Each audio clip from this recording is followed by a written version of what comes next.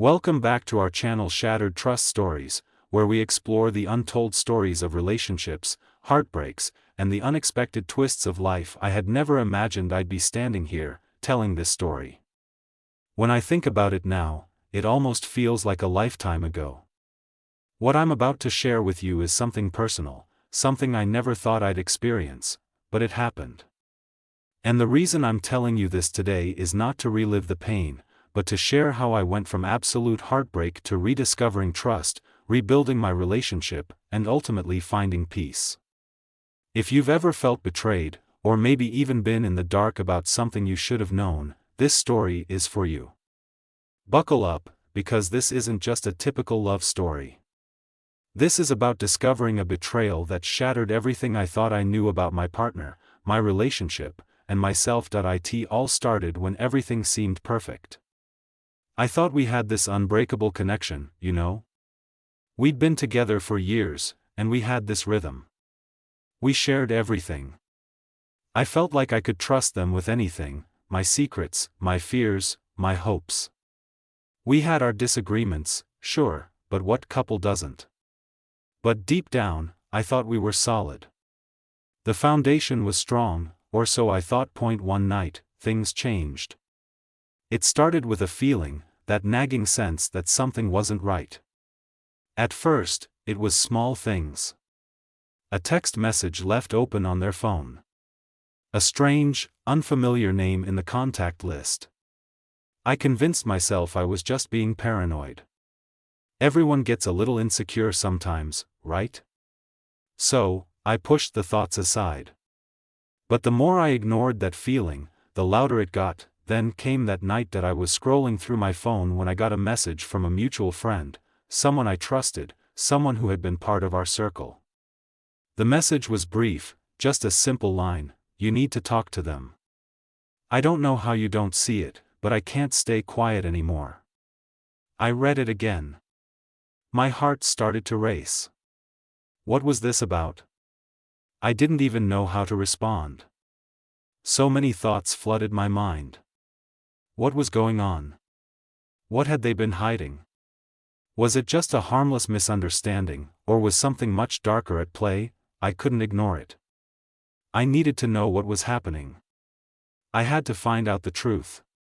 And in that moment, a part of me already knew. I already knew this wasn't a simple misunderstanding. There was something big, something life-changing, waiting to be uncovered. The next few days were a blur. I didn't know if I should confront them right away or wait. I knew that if I went down this road, I couldn't unsee whatever I was about to discover. But I had to know. I had to understand why I felt this way, why my gut was telling me that everything was about to change. So, I decided to check their phone. And I know, some of you might be thinking, that's a breach of privacy. And believe me, I get it. I never thought I'd be the person who would do that. But when your world is on the edge of collapsing, when the truth feels like it's slipping away, sometimes you do things you wouldn't normally do. I remember the moment so clearly, it's burned into my mind. I picked up their phone when they were in the shower. I felt like a criminal, a traitor to the trust we had built. But I opened the message app, and there it was, the messages between them and someone else. I couldn't breathe. My heart sank, and the room started to spin. It wasn't just an innocent conversation. It wasn't just a slip-up. No, this was something far worse. The words between them and this other person were intimate, full of affection. This person wasn't just a friend, they were more. They were more than I had ever imagined. The betrayal hit me like a freight train. I couldn't believe what I was reading. My hands were shaking as I scrolled through the messages. The words on the screen didn't make sense. I had to blink a few times, hoping it was all some kind of mistake. But it wasn't. It was real. I felt like I was drowning in this sea of lies. Everything we had built, everything we had shared, suddenly felt like it was nothing. How could I have been so blind? How could I not see the signs? They had been lying to me for months, maybe even longer. It was all right there, staring me in the face, but I had been too trusting to notice that I put the phone down. I didn't know what to do next. My mind was spinning, trying to process what I had just found. But it was clear, this was a betrayal that cut deeper than I could have ever imagined. I couldn't just let it slide. I couldn't ignore it, and then, I made a decision. I wasn't going to confront them right away. No. I wasn't going to give them the chance to come up with a half-hearted excuse or try to talk their way out of it. I needed time. Time to figure out what I wanted to do, time to figure out if there was any chance of rebuilding what we had. The next few days were pure torment. I couldn't focus on anything. I went through the motions of everyday life, but my mind kept drifting back to what I had discovered. And every time I thought about it, I felt a little more lost. How could someone I trusted so completely betray me like this? How could I ever look at them the same way again? Eventually, the confrontation came. I didn't plan for it to happen the way it did. It was a quiet evening, just the two of us at home. I could feel the tension in the air, thick and heavy. I looked at them, trying to hold it together. But I couldn't. I had to ask. I had to hear them admit it. Are you seeing someone else? I asked, my voice trembling. They froze. The look in their eyes gave everything away. They tried to play it off, acting like they didn't know what I was talking about, but I already knew. I wasn't asking for confirmation anymore, I already had it. But I needed them to say it. I needed to hear them speak the words, and I needed to hear them tell me the truth. The silence was deafening. Finally, they spoke, their voice full of regret. They confessed everything. The secret relationship. The lies. The deception, and in that moment, I realized that everything I had built with them was based on a lie. I didn't know how to feel anymore. Part of me wanted to scream, to cry, to run away. But another part of me, this small part, wanted to try to understand. To know why. Why did they do this? What led them to this point? Was I not enough? Or had they simply stopped caring? We talked for hours, trying to piece everything together. The conversation was messy. It was raw. And honestly, it hurt more than I thought possible. But there was something else in that conversation, something I wasn't expecting. I heard remorse. I heard them acknowledging the depth of their betrayal. I heard the apology, the genuine regret. But apologies don't erase the damage. They don't fix the hurt. So, what happened after that? I spent weeks, no, months, trying to figure it out. I felt lost in the chaos of emotions, torn between love and betrayal, hurt and forgiveness. I didn't know if I could ever trust them again, but I also didn't know if I could walk away. It wasn't just about the betrayal, it was about everything we had shared. The history. The memories. The connection we had built. But here's the truth, and it's the part that changed everything for me. I realized I had to rebuild trust not just with them, but with myself. I had to heal. I had to figure out what I really wanted, what I deserved. So, we started over. Slowly, painfully, we started the process of rebuilding. It wasn't easy. It wasn't quick. But we worked through it. We communicated. We sought therapy. We talked about everything that was broken. And bit by bit, we began to rebuild. In the end, I realized something important. Healing from betrayal isn't about forgetting what happened. It's about choosing to move forward, about finding peace again. For me, that meant understanding that no matter how painful it was, I had to let go of the past and look toward the future. It's been a journey, and it's not over. But I've learned to trust again, not just them, but myself. And that's the real victory. So, if you're watching this, and you felt betrayed or lost trust in someone you love, know this, you're not alone. It's painful, and it feels like the world is falling apart, but trust can be rebuilt. It takes time, effort, and a willingness to be vulnerable, but it's possible. You can find your way back. I know it sounds like a lot, and truthfully, it was. The hardest part for me was confronting the fact that the person I loved, the person I had trusted more than anyone else, had broken that trust. It's one thing to be hurt by someone outside of your inner circle, but when the person who betrays you is the one who holds your heart, it shakes your very foundation. But here's the thing I discovered as I continued my journey of healing: betrayal doesn't have to define who you are. And the truth, no matter how painful, is a part of the process. In those first few weeks after the confrontation, I questioned everything. I spent sleepless nights replaying the conversations, the moments of our relationship, wondering where I went wrong or if I could have seen it coming. The questions are endless, aren't they? Why didn't I notice the signs? Was I too blind? Was I too trusting? Could I have prevented this? But the reality is, betrayal is never truly about the person who gets hurt. It's about the person who chooses to betray you.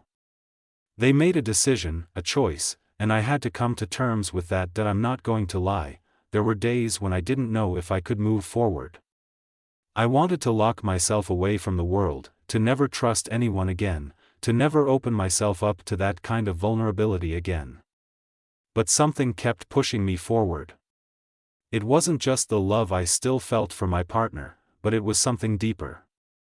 It was the need to rediscover myself, to remind myself that I am worthy of love, of respect, of honesty. And if that meant rebuilding with them, then I would have to be brave enough to give it a chance, but that bravery didn't come right away. No, it took time. It was like trying to rebuild a house after it's been completely torn down. You have to clear away the rubble, assess the damage, and then slowly, one brick at a time, start putting it all back together. That was the hardest part, the waiting. The wondering.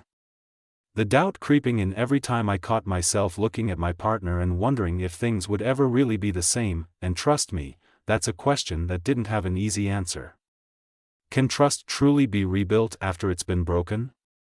Can you ever feel the same way again about someone who's hurt you so deeply? There were days when I thought the answer was no. That there was no way we could go back to how things were before. But here's the thing, sometimes you don't need to go back. Sometimes you need to move forward, together or separately, and build something new, something stronger than before. A love that's been tested by fire, a trust that's been restored through hard work and communication. That's where we were, learning to rebuild not just the relationship, but ourselves. For my partner, it meant owning up to their actions, being honest with me, and demonstrating that they understood the gravity of what they had done. It wasn't enough to just say, "I'm sorry." It wasn't enough to just show up with gifts or empty words. It was about showing up consistently, taking responsibility for their mistakes, and proving through actions, not just promises, that they could be trusted again. For me, the journey of rebuilding trust was equally challenging. I had to allow myself to be vulnerable again, to be open to the possibility that they could change, that they could prove themselves worthy of my trust. But at the same time, I had to protect my heart. I couldn't just give it away without ensuring that they were doing the work to earn it back. It was about balance, allowing space for healing while setting boundaries to protect myself from further hurt. We did couples therapy. Honestly, I wasn't sure it would help at first. I was cynical. How could someone who had betrayed me be helped by a stranger giving us advice?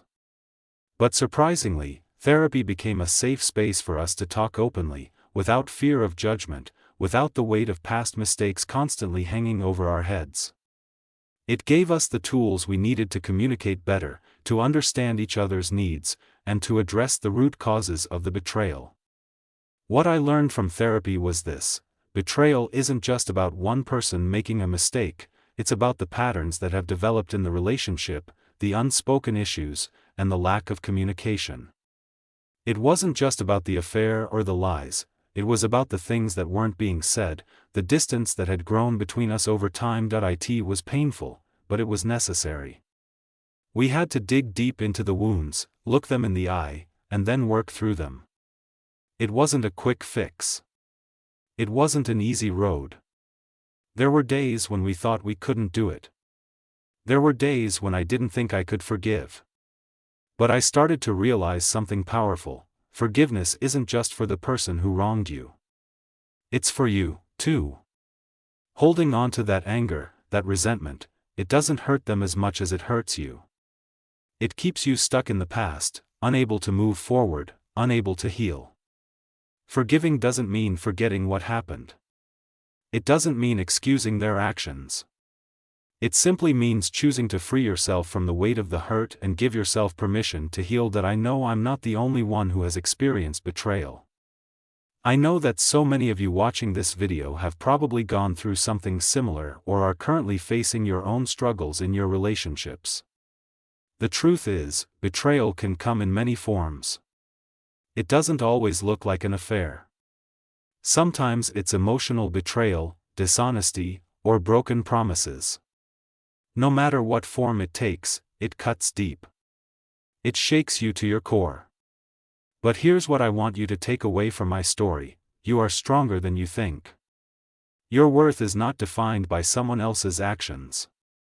You have the power to heal, to move forward, and to make choices that are right for you, whether that's rebuilding the relationship or walking away. What I learned through this whole experience is that trust is a fragile thing. It takes years to build, seconds to break, and a long time to repair.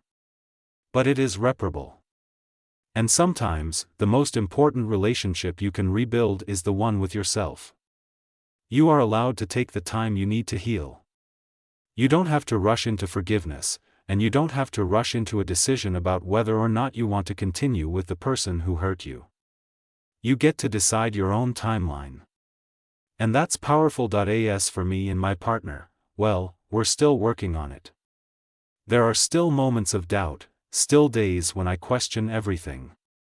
But there are also moments of hope, moments where I see the person they're becoming, and I'm reminded why I chose them in the first place. It's a journey, one that we're taking step by step. And I can't tell you that everything will be perfect or that the pain will ever completely go away. But what I can tell you is this: it's worth the fight. It's worth the effort, whether that means healing the relationship or healing yourself and moving on. So, if you're out there, feeling like your world has been shattered, like trust is a distant memory, know this: you are not alone. You have the strength to rebuild, to find peace, and to choose what's best for you. Trust may be fragile, but it's never completely lost. And even though the road may be difficult, you will find your way through. You will heal. And you will emerge stronger than ever before.